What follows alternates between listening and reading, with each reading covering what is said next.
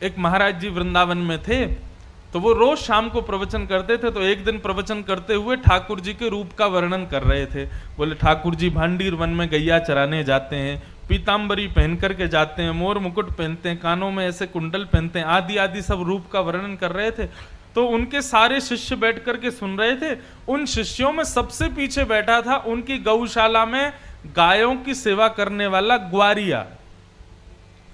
और वो ग्वारिया इतना सीधा था, इतना भोला था कि सब लोग उसको प्यार से भोंदू बुलाते थे। क्या बुलाते थे?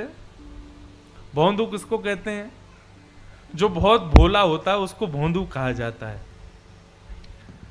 तो गुरुदेव तो प्रवचन करते थे, लेकिन भोंदू जो था ना, उसको ऐसा लगता था कि गुरुजी कोई 2-3 हजार साल पुरानी कथा नहीं सुना रहे हैं, शायद रोज ऐसी लीला होती है वृंदावन में और गुरुजी हमारे उसी को सुना रहे हैं। आज जब गुरुजी ने बताया कि भांडीर वन में ठाकुर जी गैया चराने के लिए जाते हैं, भोंदू ने जैसे ही सुना, सुन करके भोंदू को लगा मैं भी तो भांडीर वन जाता हूं गैया चराने। अरे उसी भांडीर वन में मैं भी गैया चराने जाता हूं और गुरुजी बता रहे हैं उसी भांडीर वन में ठाकुर जी गैया चराते हैं, लेकिन मुझको तो कभी दिखे नहीं।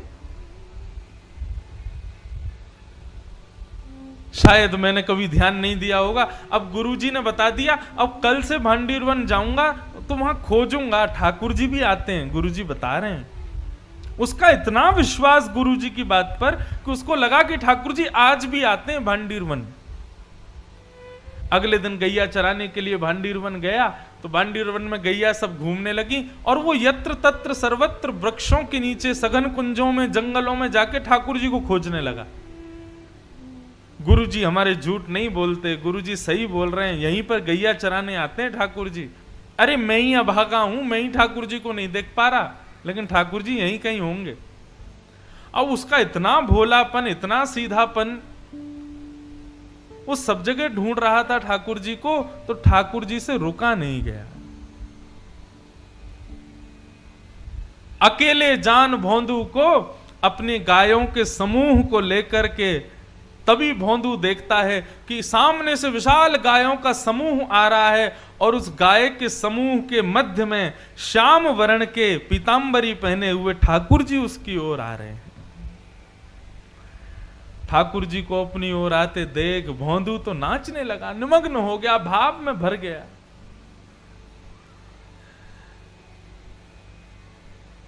कटाक्ष नेत्र ठाकुर जी के, सुंदर कपोल, मधुर मुस्कान, घुंघराले केश, मोर मुकुट सिर पर, पीतांबरी पहने हुए, चंदन की सुगंधी महकते हुए ठाकुर जी गैया चराते हुए आ रहे हैं। भोंदू ने जैसे ही उसको देखा निमग्न हो गया। ठाकुर जी आकर के भोंदू के पास बैठ गए। अब भोंदू और ठाकुर जी दोनों एक दूसरे को देखें। भोंदू बोला, आप वही श्याम सुंदर हो ना जिनके बारे में हमारे गुरुजी सुनाते हैं? ठाकुर जी बोले, हाँ हम वही श्याम सुंदर हैं। बोले, अच्छा। हमारे गुरुजी आपके रूप का वर्णन करते हैं तो लगता है आप कितने सुंदर होंगे, लेकिन आज आपको देखकर के ऐसा लग रहा है कि हमारे गुरुजी जो बताते हैं उससे लाख गुना ज्यादा सुंदर हो आप। बड़े प्यारे हो ठाकुर जी। ठाकुर जी बोले, अब केवल बात ही बनाते रहोगे, कुछ खिलाओगे पिलाओगे भी हमको? भोंदू बोला, आप मेरे यहाँ मेरे हाथ का खाओगे? बोले, हाँ हाँ हम खाएंगे, तुम खिलाओ। तो भोंदू पोटली में बांध के 2-4 रोटी ले गया था, ठाकुर जी के सामने प्रस्तुत कर दी। ठाकुर जी ने प्रेम से पाया। अब सारी रोटी भोंदू की खा गए और फिर भोंदू से बोले, और खिलाओ। भोंदू बोला, ये मैं तो 2 ही रोटी लाया था, इससे ज्यादा मैं खाता नहीं हूं। ठाकुर जी बोले, कल से और रोटी लाना, हमको भूख लगती है। और ठाकुर जी अपनी गैया लेके चले गए, भोंदू अपनी गैया लेके चला गया। भोंदू को लगा ठाकुर जी ऐसे ही आते हैं, सबसे मिलते हैं, वो तो मेरा ही दुर्भाग्य था जो इतने साल बाद मुझको मिले। भोंदू ने आकर के किसी को कुछ नहीं बताया, उसने गुरुजी से भी कोई चर्चा नहीं की।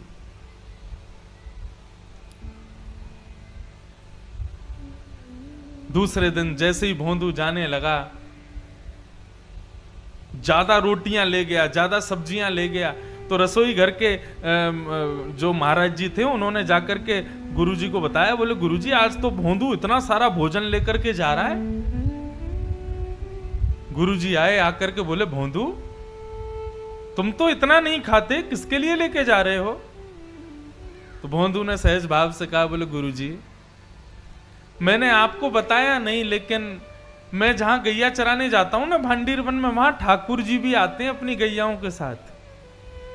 कल आए थे, मेरे से रोटी मांग रहे थे, तो मैंने 2 रोटी खिला दी, तो ठाकुर जी को कम लगी, इसलिए मैं ज्यादा लेके जा रहा हूं। तो ये ज्यादा पुरानी नहीं, 60-70 वर्ष पुरानी बात है।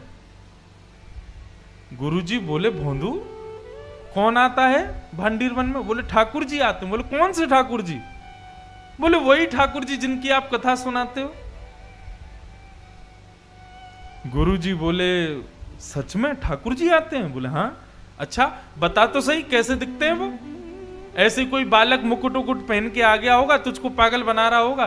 बोले नहीं गुरुजी मैं बताता हूं ना, बिल्कुल कमल जैसे उनके नेत्र हैं, जब वो मुस्कुराते हैं तो ऐसा लगता है मोतियों जैसे उनके दांत हैं, कानों में ऐसा कुंडल पहनते हैं, और गुरुजी सबसे बड़ी बात, वे जब चलते हैं ना तो वो बांकी अदा से चलते हैं, और उनके पैर जब पृथ्वी पर पड़ते हैं ना, उसके बाद जब जैसे ही पैर हटाते हैं तो पृथ्वी पर एक अद्भुत सी सुगंधी सी उगने लगती है, एक अद्भुत सा दृश्य प्रकट हो जाता है पृथ्वी पर। पीली पीतांबरी पहनते हैं, चंदन की सुगंधी आती है। गुरुजी बहुत सुंदर लगते हैं ठाकुर जी। बंधुओं, जो सीधे लोग होते हैं ना वो झूठ नहीं बोलते, चतुर लोग झूठ बोलते हैं। गुरुजी ने मन में विचार किया, कोई और मुझसे कहता तो मैं मानता नहीं, लेकिन भोंदू इतना सीधा है, ये झूठ नहीं बोल सकता। भोंदू के मुख से ठाकुर जी के बारे में सुनकर के गुरुजी के नेत्र सजल हो गए, और वे कहने लगे भोंदू आज ठाकुर जी आएंगे मिलने के लिए? बोले हाँ आएंगे गुरुजी। तो बोले आज जब ठाकुर जी आए ना तो ठाकुर जी से कहना कि तुम्हारे गुरुजी ने उनको बुलाया, उनको यहां लेकर के आना, यदि आ जाए तो। बोले अरे गुरुजी मैं लेके आऊं उनको? बोले हाँ तुम लेके आना। अब भोंदू को यहां भी ये लग रहा है कि गुरुकुल में इतने सारे चेले पढ़ते हैं गुरुजी के, मेरे से भी ज्यादा विद्वान चेले रहते हैं, गुरुजी किसी को भी कह सकते थे कि ठाकुर जी को ले आओ, लेकिन मुझसे ही क्यों कहा? उसको अब भी ये विश्वास नहीं हो रहा कि ठाकुर जी केवल उसी से मिलते हैं। उसको लगा सबसे ही मिलते होंगे, लेकिन गुरुजी ने मेरे को योग्य जान के मुझसे कहा कि ठाकुर जी को लेके आना। भोंदू तो नाचता गाता हुआ पहुंच गया भांडीर वन। जैसे ही ठाकुर जी आए, ठाकुर जी आके बोले अरे भैया भोंदू जल्दी रोटी खिला। अब भोंदू तो तैयारी करने लगा, पत्तल में रोटी रखने लगा, गुड़ रखने लगा, अचार रखने लगा, दही रखने लगा, और रखते रखते बोलने लगा ठाकुर जी आज एक प्रार्थना करूं? बोले हाँ बोलो। बोले हमारे गुरुजी आपसे मिलना चाहते हैं, आप हमारे साथ आज हमारे गुरुकुल चलोगे? ठाकुर जी बोले देख हम तेरे सखा हैं, तेरे मित्र हैं, तेरे गुरुजी से हमको कोई मतलब नहीं है, तुझसे मिलेंगे, तेरे संग बैठेंगे, तेरे संग खाएंगे, तेरे संग रहेंगे, लेकिन गुरुजी से नहीं मिलेंगे हम।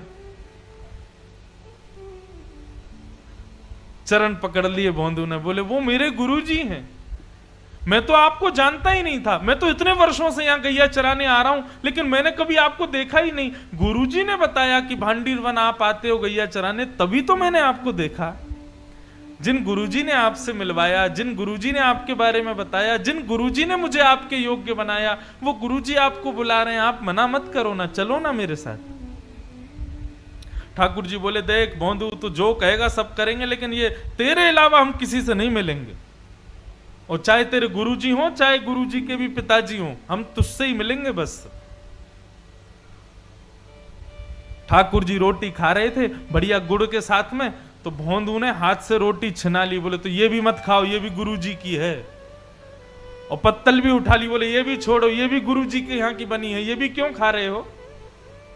और सुनो ठाकुर जी, आपको मुझसे ही मिलना है, मेरे अलावा किसी से नहीं मिलना, तो मेरी भी वचन सुन लीजिए, मुझे इस योग्य गुरुजी ने बनाया, और यदि गुरुजी से आप नहीं मिलोगे तो कल से यहां मत आना, मैं भी आपसे नहीं मिलूंगा।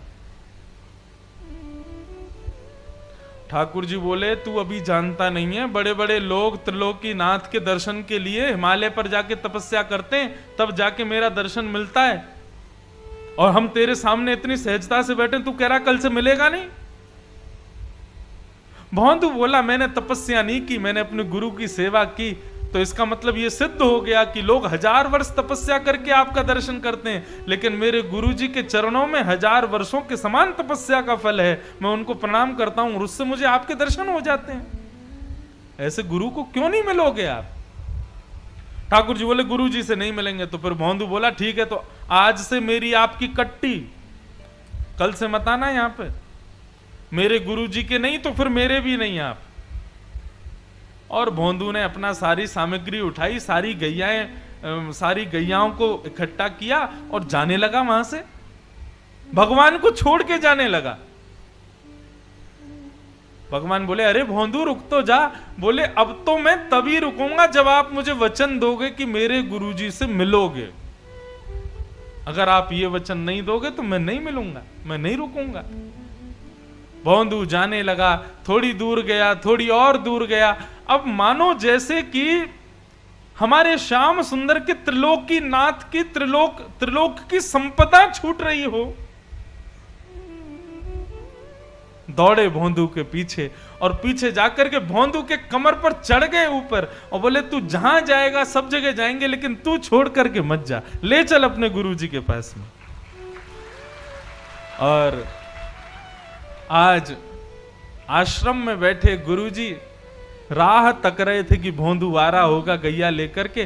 तभी क्या देखते हैं, असंख्य गायों का झुंड आ रहा है और उन असंख्य गायों के झुंड के बीच में भौंदू अपने कमर पर ठाकुर जी को उठा करके ला रहा है। यह दृश्य देखते ही जो गुरुजी थे वे तो मूर्छित हो गए, और जब होश में आया तो नंद नंदन को सामने देखा। उठते ही जैसे ही ठाकुर जी को देखा, ठाकुर जी को प्रणाम नहीं किया, पहले भौंदू को प्रणाम किया। बोले तेरी भक्ति को प्रणाम करता हूं भौंदू, तेरी इतनी सरलता, इतनी सहजता, इतनी कोमलता कि तेरा नाम भी कोई तेरे को नहीं बुलाता, सब तेरे को भौंदू भौंदू बुलाते, इतना सीधा है तू। आज तेरे वशीभूत होकर के त्रिलोकीनाथ मेरे आश्रम चल के आए। ये सत्य घटना है वृंदावन की।